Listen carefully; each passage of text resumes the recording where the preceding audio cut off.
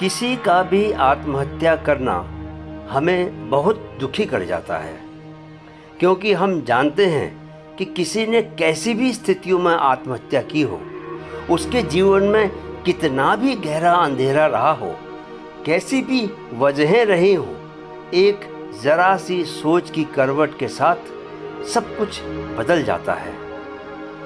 पर हम एक ही चीज़ को जीवन में सबसे ज़रूरी समझने की भूल कर देते हैं। एक ही व्यक्ति से प्रेम को अपना सब कुछ मान बैठते हैं। बिजनेस में सफलता पर ही सब कुछ दांव पर लगा देते हैं। यह जो जीत हार वाला नज़रिया है, यह हम पर इतना हावी हो जाता है कि सिर्फ जीत हार ही बचती है, जीवन गायब हो जाता है। हमारे पास जीवन को महसूस करने के दो जरिए हैं, दिमाग और शरीर। दिमाग में करोड़ों न्यूरॉन्स होते हैं जो हमारे सोचने के ढंग से सक्रिय होते हैं। वे हमारे शरीर की वजह से भी सक्रिय होते हैं। ये न्यूरॉन्स किस तरह सक्रिय होते हैं और कैसी गति करते हैं, वह हमें दुख या खुशी का एहसास करवाता है। जैसे अगर आप शारीरिक व्यायाम करना शुरू करें, कुछ नहीं अगर तो घर पर ही कोई डांस करना ही शुरू कर दें, जिससे कि शरीर में मूवमेंट हो, तो अगले 20 मिनट के भीतर ही आपके दिमाग में डोपामिन नामक हार्मोन रिलीज होने लगता है, जो आपके भीतर खुशी जैसी फीलिंग्स पैदा करता है। यह खुशी जैसी फीलिंग हमारे भीतर सकारात्मकता यानी पॉजिटिविटी भरने का काम करती है। इसलिए यह असंभव है कि कोई व्यक्ति व्यायाम करते हुए या नृत्य करते हुए कभी आत्महत्या के बारे में सोच भी ले।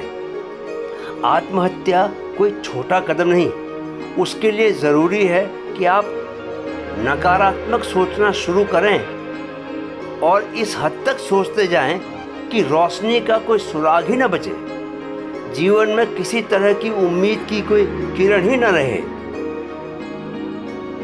जब ऐसी कोई किरण ही न रहेगी तो अंधकार हमें लील ही तो जाएगा।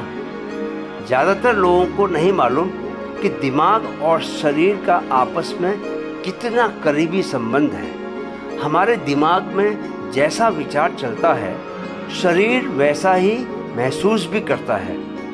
ठीक इसके उलट शरीर जैसा महसूस कर रहा होता है, दिमाग में वैसे ही विचार भी आते हैं। यह ऐसा है जैसे हम भविष्य की किसी बात को लेकर चिंता करने लगें तो शरीर में उसका सीधा प्रभाव दिखाई देने लगता है। तुरंत हमारा ब्लड प्रेशर बढ़ जाता है, हमें घबराहट होने लगती है, हथेलियों से पसीना छूटने लगता है।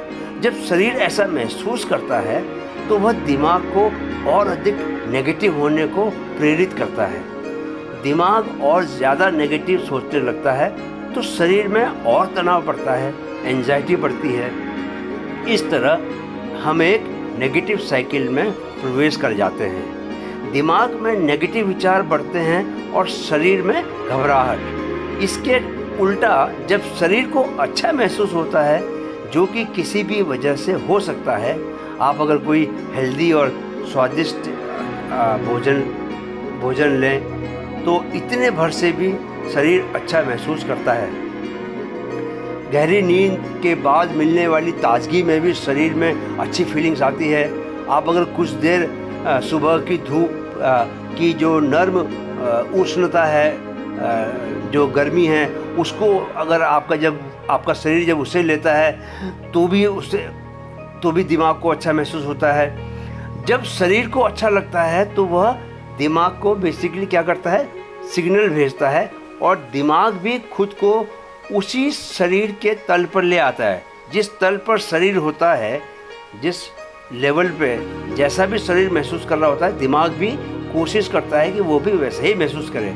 असल में शरीर और दिमाग एक ही तल पर काम करना पसंद करते हैं। इसके लिए वे एक दूसरे के मिजाज के मुताबिक खुद को बदलते रहते हैं। इंटरचेंज होता रहता है। जैसा शरीर को लगता है वैसा दिमाग को लगेगा, जैसा दिमाग को लगेगा वैसा शरीर को लगेगा।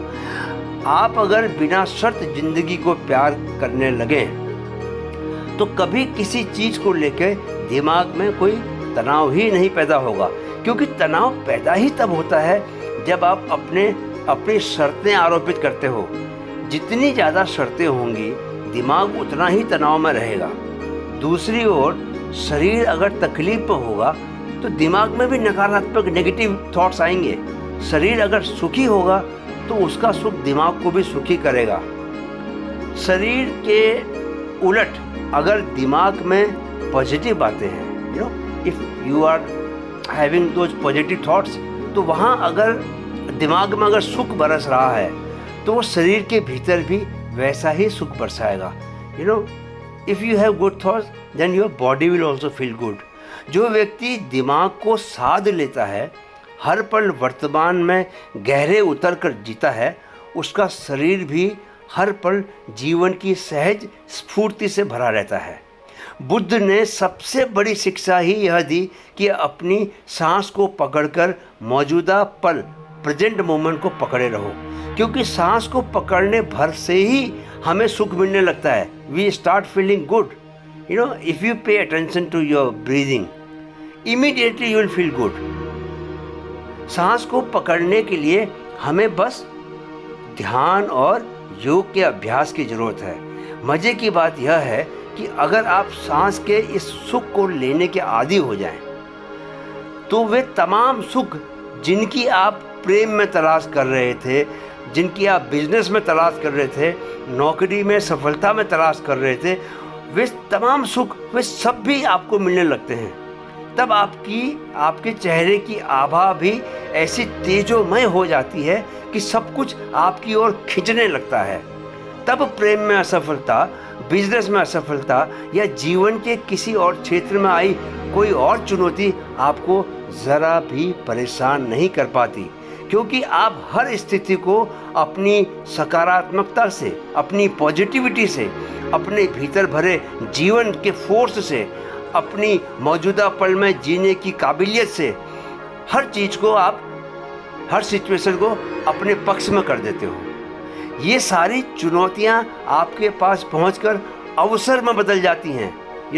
You convert situation into opportunities for yourself, और आपका जीवन खुशियों और सफलताओं का मुसलसल एक सिलसिला बन जाता है।